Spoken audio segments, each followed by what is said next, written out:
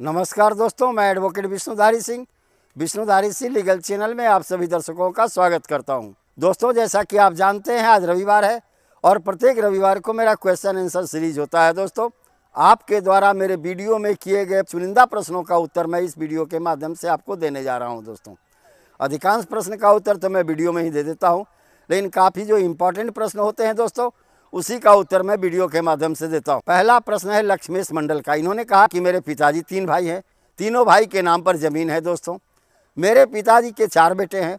मेरे पिताजी चाहते हैं कि हम सारे अपने हिस्से की ज़मीन को किसी एक बेटे के नाम पर दान कर दें। क्या ऐसा संभव है? उत्तर में मुझे कहना है लक्ष्मेश मंडल साहब, ऐसा संभव नहीं है। चूँकि ज़मीन पैतृक है और पिताजी का उसमें जो 1/3 हिस्सा है उसमें उनके 4 बेटों का हिस्सा हुआ।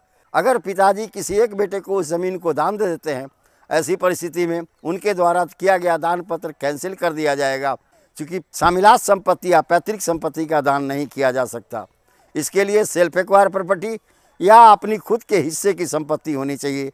जिनके पास बाल बच्चा न हो, यानी उनकी सेल्फ की जो प्रॉपर्टी है उसी प्रॉपर्टी को वह दान दे सकते हैं। अगला प्रश्न है प्रभु नारायण गुप्ता जी का। इन्होंने अपने प्रश्न में कहा कि अगर सेल एग्रीमेंट नोटराइज्ड हो तो क्या यह कोर्ट में मान्य होगा? उत्तर में मुझे कहना है कि sale agreement section 17 Indian registration act के अनुसार रजिस्टर्ड होना चाहिए।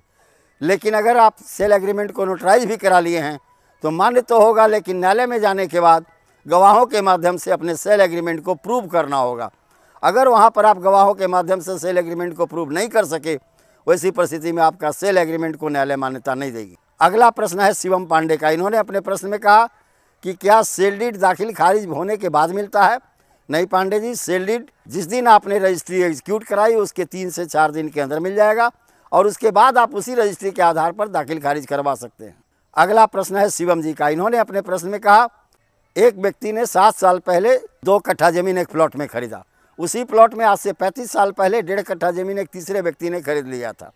उस तीसरे व्यक्ति से भी यह पहला व्यक्ति जो 2 कट्ठा ज़मीन खरीदा था, उस व्यक्ति ने उस 1.5 कट्ठे ज़मीन को भी खरीद लिया। उसके बाद लिखने वाला यानी पिताजी मर गए। जिस व्यक्ति ने ज़मीन लिखा वो व्यक्ति मर गया। 10 साल के बाद पिता की बेटी न्यायालय में आकर के मुकदमा दायर करती है कि पिता के द्वारा बेचे गए उपरोक्त संपत्तियों में हमारा हिस्सा है, क्या उसमें उस बेटी को हिस्सा मिलेगा? उत्तर में मुझे कहना है शिवम जी, नहीं। आर्टिकल 59 इंडियन लिमिटेशन एक्ट कहता है कि कोई भी सेल डीड एग्जीक्यूट होने के 3 साल के अंदर में ही आप सूट फाइल करके अपना हिस्सा ले सकते हैं या आप इस सेल डीड को कैंसिल करा सकते हैं। चूँकि यहाँ पर रजिस्ट्री हुए काफ़ी साल गुजर गए, 3 साल से ऊपर, 7 साल से भी ऊपर है। दोस्तों, ऐसी परिस्थिति में अब बेटी को उस संपत्ति में हिस्सा मांगने का कोई अधिकार नहीं है।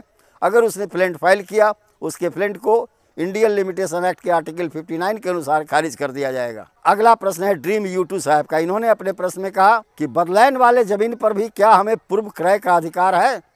उत्तर में मुझे कहना है नहीं। पूर्व क्रय का अधिकार सिर्फ पैतृक संपत्ति में अपने हिस्से तक के लिए होता है। लैंड एक्सचेंज किए हुए में जो बदलैन का ज़मीन आपको है उसके अंदर में किसी भी तरह का पूर्व क्रय का अधिकार कानून के द्वारा प्रदान नहीं की गई है।